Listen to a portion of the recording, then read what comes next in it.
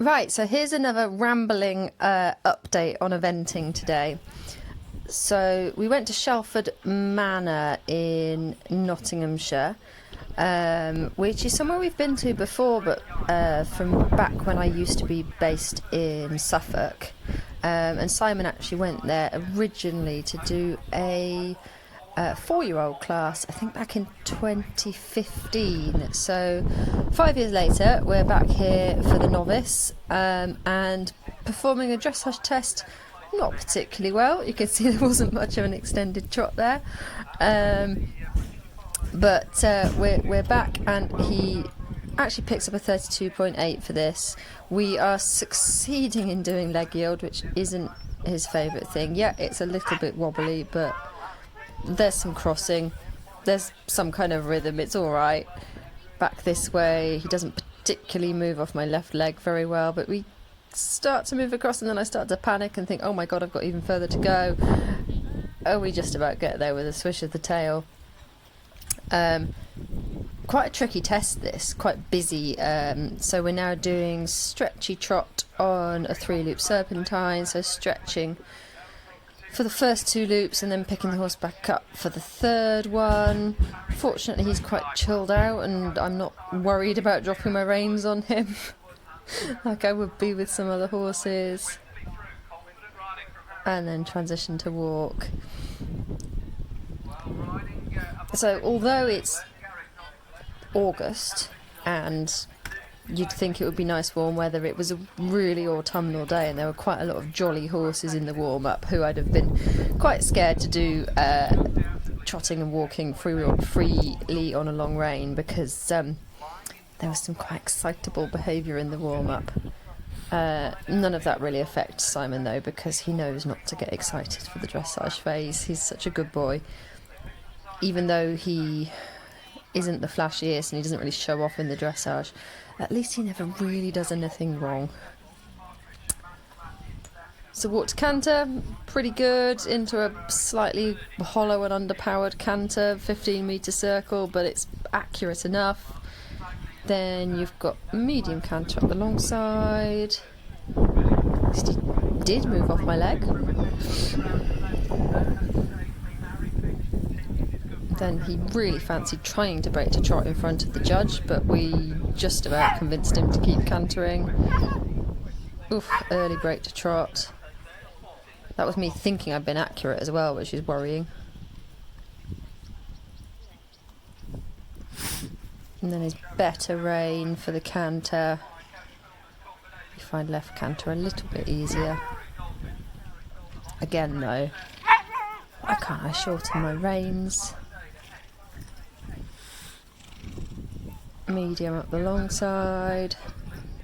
Good boy.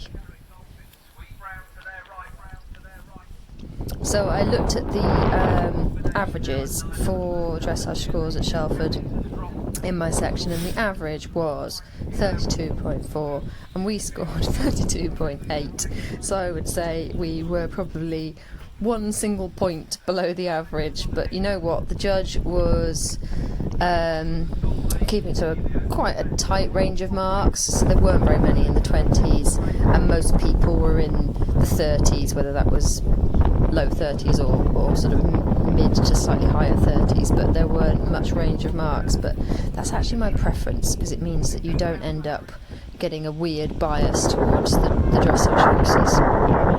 So show jumping, walked like a nice track, not particularly different to Aston, but probably a slightly smaller arena, and the treble was slightly trickier. I kept adding in strides in all the distances that I walked, and it's funny because he coped absolutely fine with that, apart from here where I added, I think, one too many, and I pretty much bury him in this double, and he digs very deep to jump out over the spread. Good boy. But at least this time round we've kept more of a consistent rhythm than at Aston. and I'm not looking back behind me, and I'm starting to accept the fact that he is going to tap every single rail, and that doesn't mean that it's fallen over, that's just his jumping technique. So again, a little bit deep here, okay, and then he's on the wrong leg, and I think I'll keep going anyway, and then he changes back because he doesn't know what he's doing, but then he actually comes through the treble really nicely, so I'm happy with that. And only 40% or so of horses jumped clear, so that puts him in a good group. So the cross country didn't walk particularly huge, but it was causing carnage. There were people falling off and horses getting eliminated on the tannoy all the time, so that didn't exactly leave me feeling full of confidence. But a straightforward first few fences, nothing huge, nice to get into your rhythm. But ultimately we're going to swing round to fence 6, which was a coffin. One stride after a log to a ditch, and then one stride to another log. Typical coffin.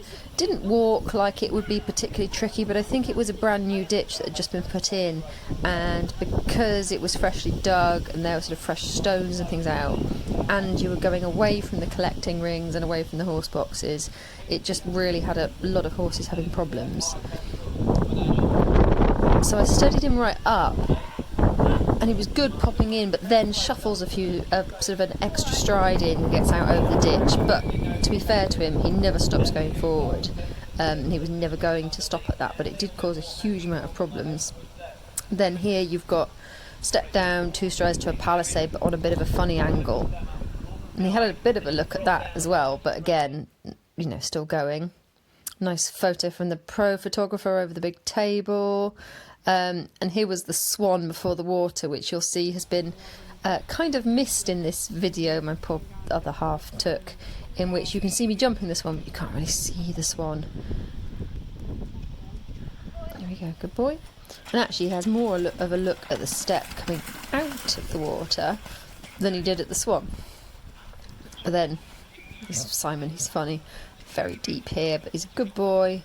And then trying to hurry to the finish. So another double clear, another British eventing point. Can't believe it.